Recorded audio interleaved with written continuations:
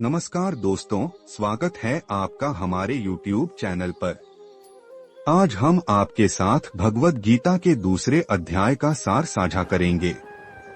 गीता का यह अध्याय बहुत महत्वपूर्ण है क्योंकि इसमें भगवान श्री कृष्ण ने अर्जुन को जीवन के सही दृष्टिकोण और कर्म के महत्व के बारे में बताया। यह अध्याय हमें न केवल धर्म बल्कि जीवन के बारे में गहरी समझ प्रदान करता है। तो आइए बिना समय गवाए शुरू करते हैं। भगवद गीता का दूसरा अध्याय सांख्य योग के नाम से जाना जाता है, जिसमें भगवान श्री कृष्ण ने अर्जुन को कर्म और ज्ञान के महत्व के बारे में समझाया। इस अध्याय में श्री कृष्ण ने अर्जुन को बताया कि आत्मा अविनाशी है और शारीरिक मृत्यु केवल एक परिवर्तन है।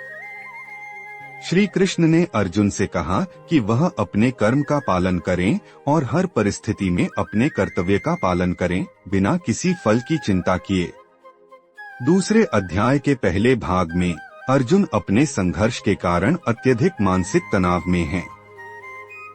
उन्हें यह समझ में नहीं आता कि वे किसे सही माने, धर्म, युद्ध या अहिंसा। वे शोक से अभिभूत हो जाते हैं और युद्ध करने से इनकार करते हैं। अर्जुन का दिल द्वंद्व से भरा हुआ है और वह भगवान से कहते हैं, कृपया मुझे मार्ग दिखाइए। यहाँ श्री कृष्ण अर्जुन को जीवन के गहरे सत्य से परिचित कराते हैं। वे अर्जुन से कहते हैं कि तुम आत्मा हो, शरीर नहीं। आत्मा अविनाशी है, वह न तो पैदा होती है और न ही मरती है। यह परम सत्य है और यह हमें हमारे जीवन के उद्देश्य को समझने में मदद करता है। भगवान श्री कृष्ण ने अर्जुन को कर्म योग का उपदेश दिया। वे कहते हैं, जो भी कर्म तुम करते हो वह अपने कर्तव्य के रूप में करो और उसे भगवान के चरणों में अर्पित करो। इसका मतलब है कि हमें किसी भी काम को स्वार्थ के बिना निष्कलंक मन से करना चाहिए। चाहे वह छोटा काम हो या बड़ा, हमें उसे भगवान के लिए करना चाहिए, न कि केवल अपने लाभ के लिए। कर्म को बिना फल की इच्छा के करना सबसे बड़ी साधना है। इसका अर्थ है कि हमें अपने कामों में पूरी तरह से समर्पित रहना चाहिए और परिणाम की चिंता छोड़ देनी चाहिए। भगवान श्री कृष्ण ने अर्जुन को ज्ञान योग के महत्व के बारे में भी बताया। वे कहते हैं, जो व्यक्ति आत्मा की वास्तविकता को जानता है वह कभी भी किसी प्रकार के शोक या भय से मुक्त रहता है। ज्ञान योग का मतलब है आत्मा के सच्चे रूप को समझना और इस दुनिया के छलावे से परे देखना। भगवान ने यह भी बताया कि अगर हम अपने मन को नियंत्रित करें और ध्यान में लगाएं, तो हमें संसार के हर दुख से मुक्ति मिल सकती है। वे अर्जुन से कहते हैं कि शांति पाने के लिए हमें अपनी इच्छाओं और भयों से ऊपर उठकर अपने वास्तविक स्वरूप को पहचानना चाहिए।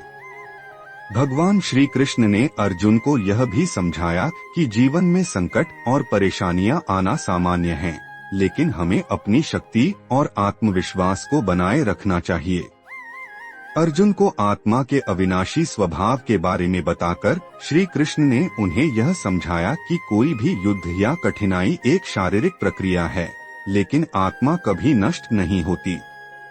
अर्जुन को अब यह महसूस हुआ कि भगवान की बातों से उनका मन शांत हुआ और उन्हें अपने कर्तव्य का पालन करने का मार्गदर्शन मिला। श्री कृष्ण के उपदेशों से अर्जुन ने जीवन को एक नए दृष्टिकोण से देखा। तो दोस्तों, इस अध्याय से हमें यह शिक्षा मिलती है कि जीवन में संकट आएंगे, लेकिन हमें अपने कर्तव्य का पालन करते हुए बिना किसी स्वार्थ के हर कार्य को भगवान के चरणों में समर्पित करना चाहिए। भगवान श्री कृष्ण ने हमें यह समझाया कि कर्म, ज्ञान और ध्यान ये तीनों हमारे जीवन को संतुलित और सुखी बनाने के रास्ते हैं। आशा है कि आपको भगवद गीता के दूसरे अध्याय का सार समझ में आया होगा।